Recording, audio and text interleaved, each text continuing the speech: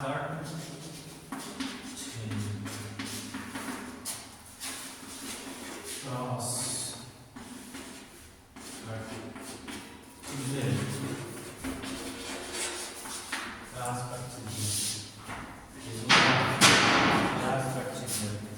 है ना। श्रेणी के बारे में जानते हैं कुछ।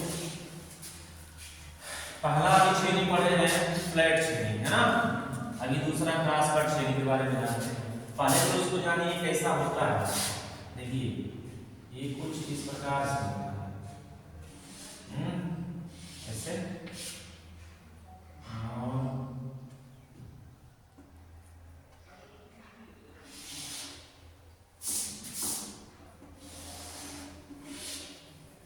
बना रहे हैं। इसको कुछ बुलाए में भी बनाया जाएगा इसको ना क्रॉस कट श्रेणी। इसको थोड़ा सा ऊपर से ऐसे बना दीजिए, ऐसे यहाँ पे ले लीजिए, यहाँ से ऐसे बना दीजिए, नीचे ऐसे कर दीजिए, ठीक है। यहाँ से ऐसे बना दीजिए। ये कुछ श्रेणी इस प्रकार से होती है। देखिए इसकी लंबाई कितनी होती है, ध्यान से देखिए। ज्यादा पूरा डिफिनेशन नहीं याद करना है, जो एग्जाम में पूछे जाए तो उसको याद रखना है। इसकी जो लंबाई रखी जाती है 100 से 400 में,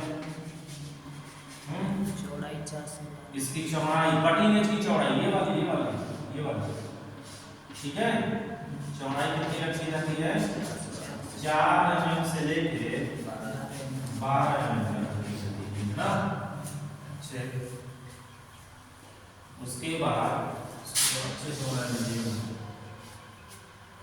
उसके बाद और इसकी कहानी है। जिसका कटिंग एज के बारे में कुछ पता है?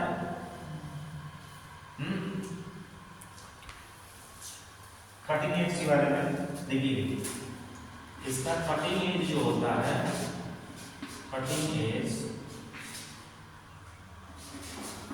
60 रखा जाता है, 60 डिग्री, ठीक है। कटिंग एज मतलब काटने वाला जो है ना 60 डिग्री रखा जाता है। अच्छा, इसमें एक चीज और पूछा जाता है, फोर्जिंग एंगल भी पूछा जाता है। फोर्जिंग कोण जो रखा जाता है 30 डिग्री रखा जाता है ना। अच्छा, तो क्रॉस कट श्रेणी क्या है भाई, इसकी लंबाई भी जानते हैं, चौड़ाई भी जानते हैं, कटिंग एज वाला भी एंगल जानते हैं। फोर्जिंग कोण का मतलब से पीटा जाता है इधर वाला, ठीक। और कटिंग एज का मतलब इधर वाला है, ठीक।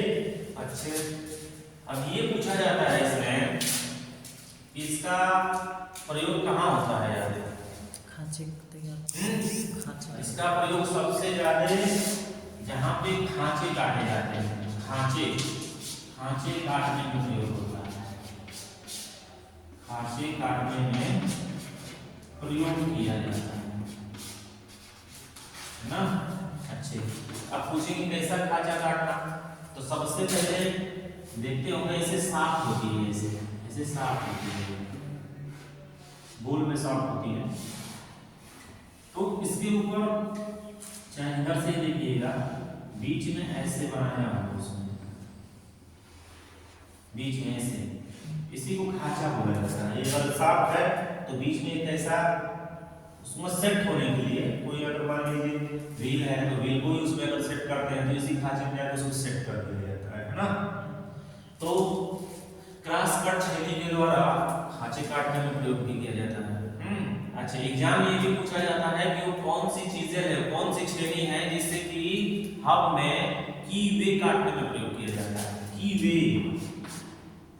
वे ऐसे भी आता है,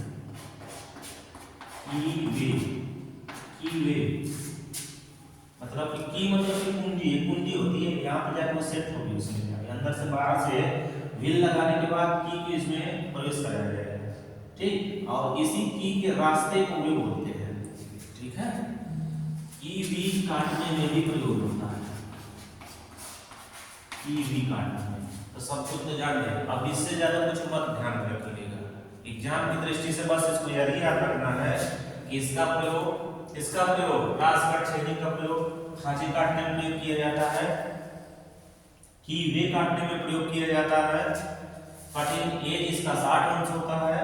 कटिंग फोर्जिंग को उधर से जो पीटने वाला होता है, प्रहार करने वाला, स्ट्राइकिंग वाला हेड जो होता है 30 अंश होता है। लंबाई 100 से 400 mm तक रखी जाती है। चौड़ाई जो है 4 mm से लेकर 12 mm तक के बीच में रखी जाती है। बहुत ही इंपॉर्टेंट है, एग्जाम में पूछा गया है, यही वाला पूछा गया है, कौन से वो छेनी है जिससे कीवे काटा जाता है? आंसर होगा क्रॉस कट छेनी। ठीक है, आईटीआई इसे पिछली बार पूछा गया है, ध्यान दें। चलिए इसके बाद देखिए डायमंड पॉइंट छेनी तीसरा हम सीजर पढ़ रहे हैं, डायमंड टाइप छेनी। इसमें देख रहे होंगे आप, इसके आगे वाला भाग को चौकोर भी कहा जा सकता है और भी कहा जा सकता है।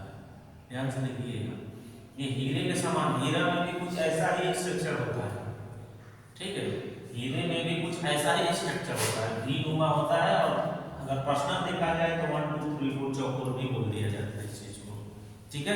तो इसीलिए इस चीज का नाम पड़ गया है डायमंड पॉइंट छेनी, ठीक है।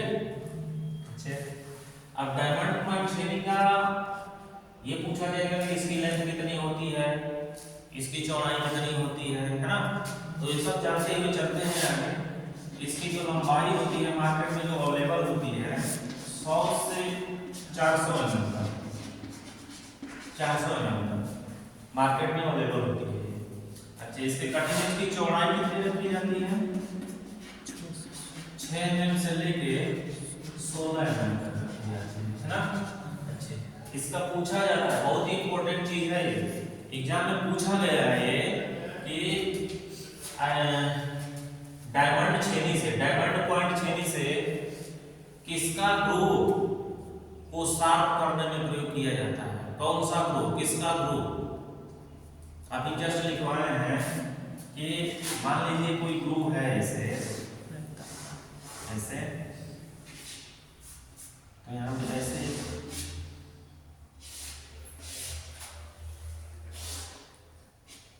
तो यहाँ पर ये डायमंड, यहाँ पे ये जो कोना आप देख रहे हैं, जैसे अगर कोना देखा जाए इसको, तो यही कोने को शार्प करने में इसका प्रयोग किया जाता है।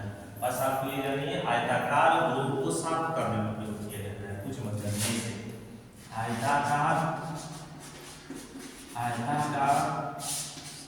ग्रुव को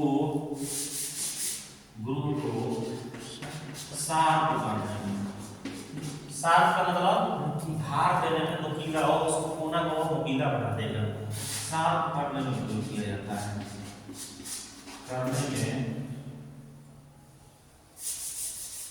में प्रयोग किया जाता है।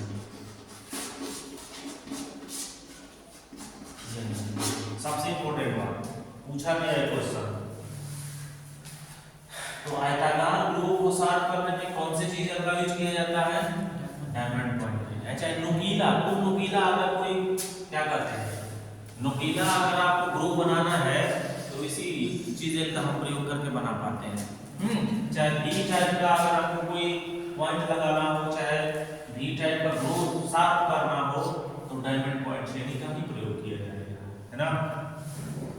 बस इसका अगर पूछे कि इसका क्रॉस कट कैसा होता है, चौकोर भी होता है, भी होता है, याद रखिए। भी टाइप भी होगा, 1 2 3 4 चौकोर भी बोलते हैं डबल वाले, समझ में आ रहा है बात। अच्छा, कितने लंबाई में होती है? 100 से 400 में। चौड़ाई कितनी होती है? 6 mm से लेकर 16 mm तक। कैसे ग्रुव को शार्प करने में ज्यादातर इसका यूज होता है? आयताकार ग्रुव, ठीक है। बस इतना ही याद रखना है इसको, आपको ये देख सकते हैं ये चीज बनाया है।